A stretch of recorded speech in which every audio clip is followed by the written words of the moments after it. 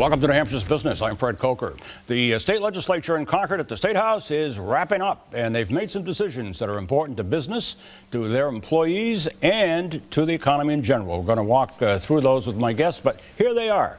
And just take a look at the topics. They are changes in business taxes, mandated paid family and medical leave, funding affordable housing, and then these, fixing underfunded Medicaid reimbursements, which is important to business, increased funding university and community college systems, and employee hiring prohibitions. That ought to interest you.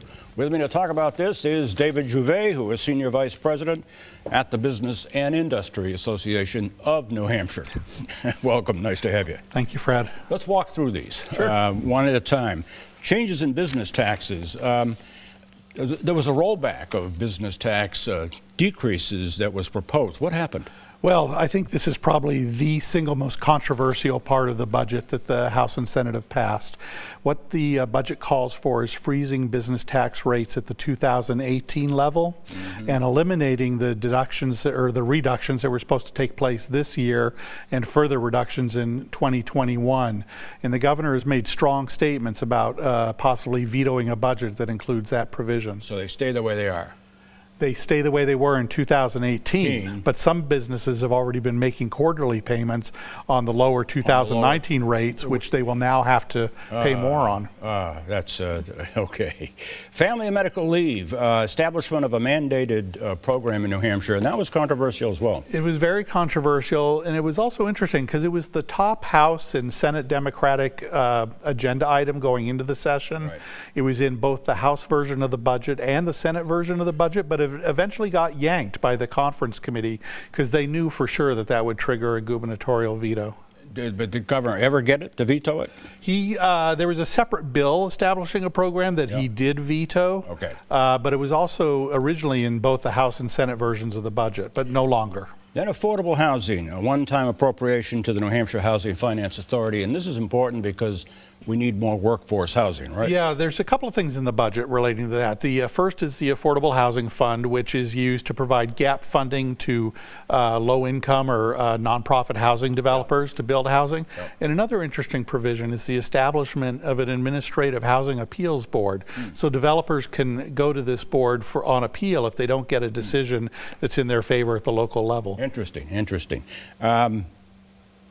Let's go to the next one, and that would be, looking at my notes here, fixing the underfunded Medicaid reimbursements, and that is because of cost shifting to business, right? Yeah, New Hampshire is chronically underfunded Medicaid providers, and the problem it creates is those costs get shifted to other insurance payers in the state, which is primarily business. So there was a significant increase in the millions of dollars, hundreds of millions of dollars for Medicaid providers. So that should help reduce cost shifting. Cost shifting and Medicaid expansion, is that a sure thing? Oh, it's a sure thing. They were doing some tinkering with the work provision programs relating to Medicaid expansion, but that program is essentially in place. Good. Okay. Increased funding for the university system and the community college system. I would assume this is trying to replace some of the funds that were cut a couple sessions ago. Yeah, both especially the university system, but also the community college system have not fared too well in the budget in recent years, and that's caused tuitions to go up. Yeah. The increases that they received in the budget, they say they can hold tuitions at the level they are now, so that's good.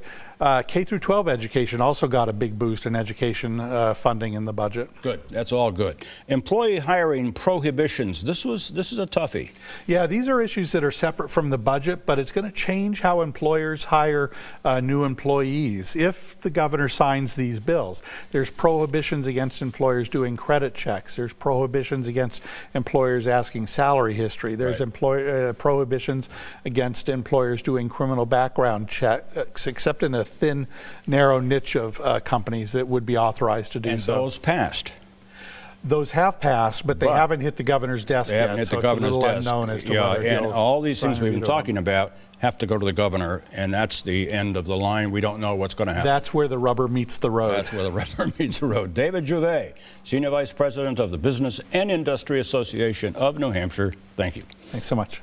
And now for an update on the interview I just did with my guest on the items of business taxes, on family and medical leave, on affordable housing, on increases in funding for Medicaid, and increase in funding for the university system and the community college system.